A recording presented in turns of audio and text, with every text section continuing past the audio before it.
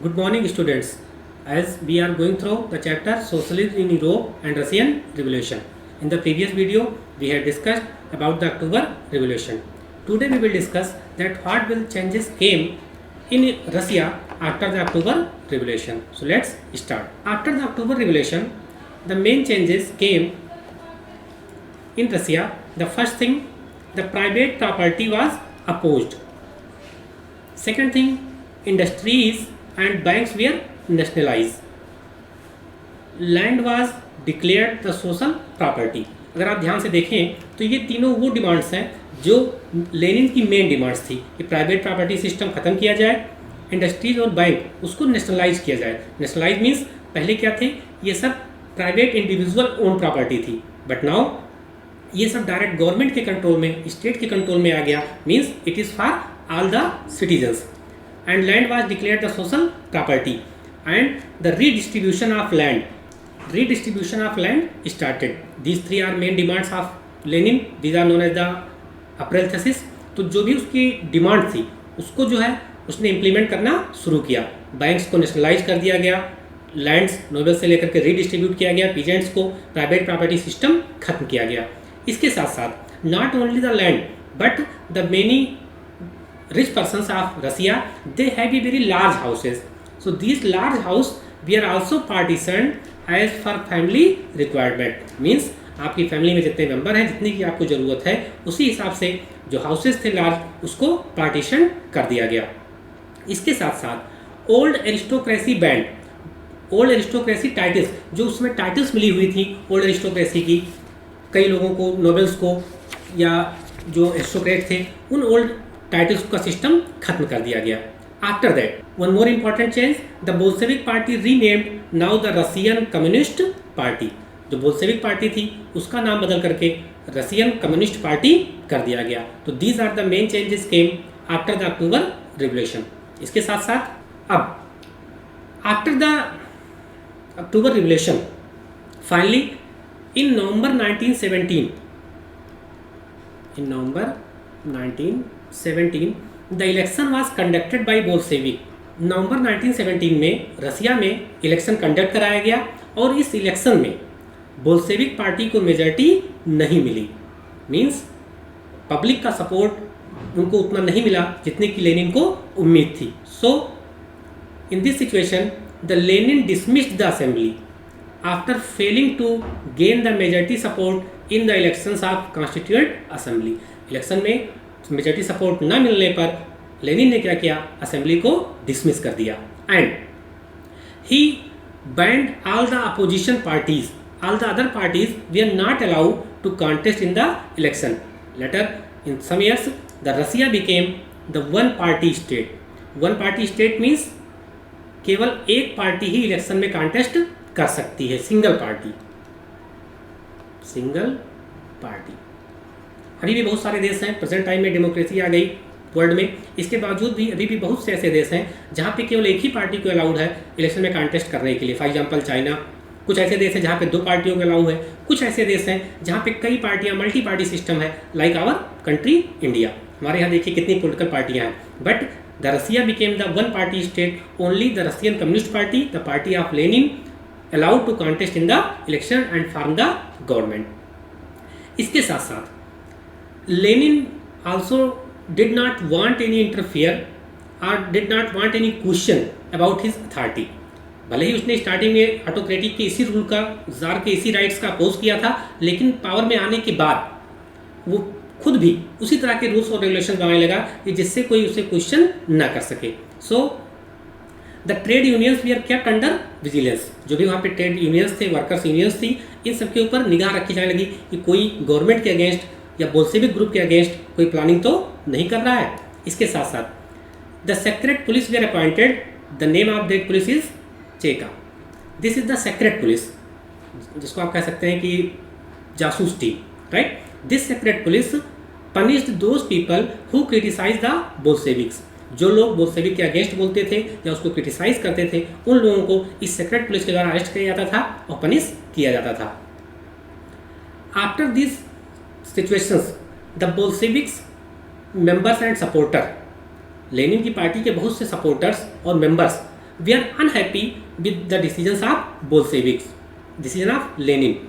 Many Bolshevik followers became disillusioned by the way the party functioned.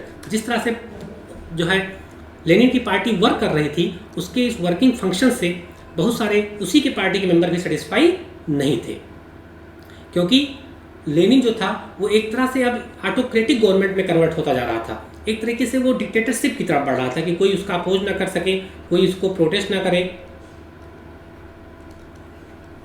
तो dictatorship means not full dictatorship, but जो government थी वो एक तरह से डिक्टेटरशिप की तरफ बढ़ रही थी, राइट।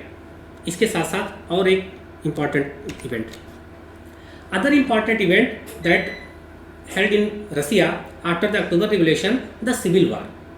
अक्टूबर रिवोल्यूशन के बाद एक ऐसी सिचुएशन आई कि लग रहा था कि रसिया में सिविल वार स्टार्ट हो गया है। First of all we should know that what is the civil war. Civil war means the war with in the country, war with in country among citizens. मतलब आप किसी और कंट्री से वार नहीं कर रहे हैं, बल्कि देश के नागरिक अपने में ही आपस में ही एक ग्रुप दूसरे ग्रुप से फाइट कर रहा है, वार कर रहा है। This is known as the civil war. अब बात करें कि सिविल वार स्टार्ट कैसे हुआ। When the land redistribution policy was started, then the Bolsheviks face ये so many problems.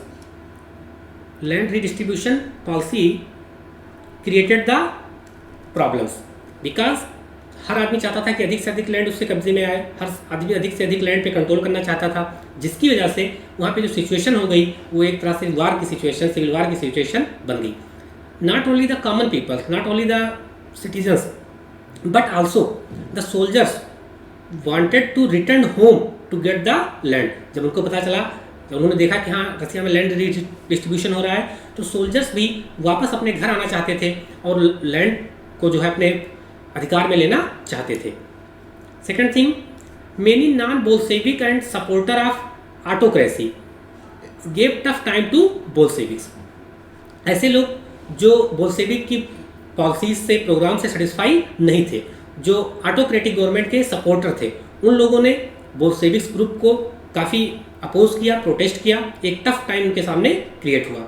They are fighting not only the protest silently, but now the fighting there with the fight with the war, so it create ये problem।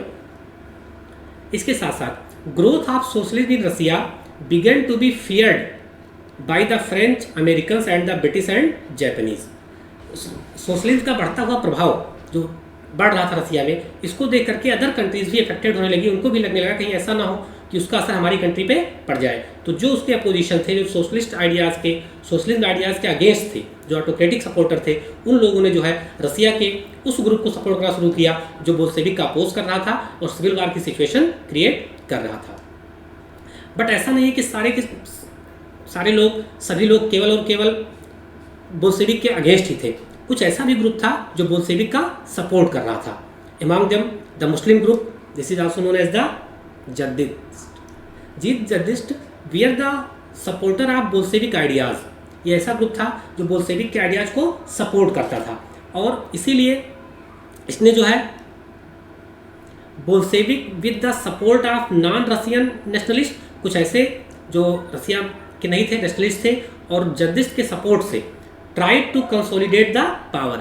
जो protest हो रहा था, जो oppose हो रहा था, उसको कंट्रोल करने का, सप्रेस करने का वर्क जो है स्टार्ट किया। और अपनी पावर के साथ लेनिन ने जो है वन बाय वन जो प्रोटेस्ट हुए, जो रिवोल्ट हुए, जो आवाज़ें उठी उसके अगेंस्ट, उसके रूल्स रेगुलेशन के अगेंस्ट या लैंड डिस्ट्रीब्यूशन की वजह से, उन सबको उसने एक एक करके दबा दिया और कंट्रोल में ले लिया। Bolshevik colonist brutally massacred the local nationalist in the name of defending socialism. Means socialism को डिफेंड के नाम पे ये हम डिफेंड कर रहे हैं, डिफेंड सोशलिज्म। सोशलिज्म को डिफेंड करने के नाम पे जो लोग भी लोकल लोग जो प्रोटेस्ट कर रहे थे, अपोज कर रहे थे, उन सबको पूरी बलपूर्वक जो है रिप्रेस कर दिया गया, उनके मूवमेंट को दबा दिया गया। And finally one by one all the protest were control. And in this period the Bolsheviks created the Soviet Union USSR in December 1922. USSR means Union of Soviet Socialist Republics, means the group of socialist republic nations, right? So this is known as the USSR. तो ये main changes थे जो civil वार या हो या single party system हो।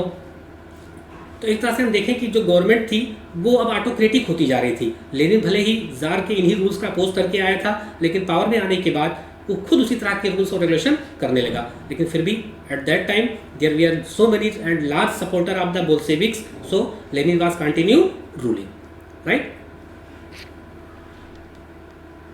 अब ये आपका क्वेश्चंस है आपके लिए based on today video. First, what was checkup the secret police, name the countries that supported the socialist revolutionaries and pro tsarist in Russia. वो कौन सी कंट्री थी जो रिवॉल्यूशनरीज को सपोर्ट कर रही थी या जो दूसरे ग्रुप को सपोर्ट कर रही थी। And last, what were the reason of civil war in Russia, civil war का मेन रीजन क्या था। इन क्वेश्चंस का आंसर लिखने से पहले आप लोग इस टॉपिक को बुक्स में एक बार दो बार रीड कर लीजिएगा, क्योंकि 10 मिनट की वीडियोस में उन टॉपिक्स को उतना क्लियरली नहीं हो पाता है। तो जो भी कोई डाउट रहेगी उस बुक को पढ़ने के बाद you can ask the questions through the message, through the call, clear. If any doubt then you can message me, okay. In the next video we will discuss after that civil war what will happen in the Russia, clear? Then thank you, have a nice day.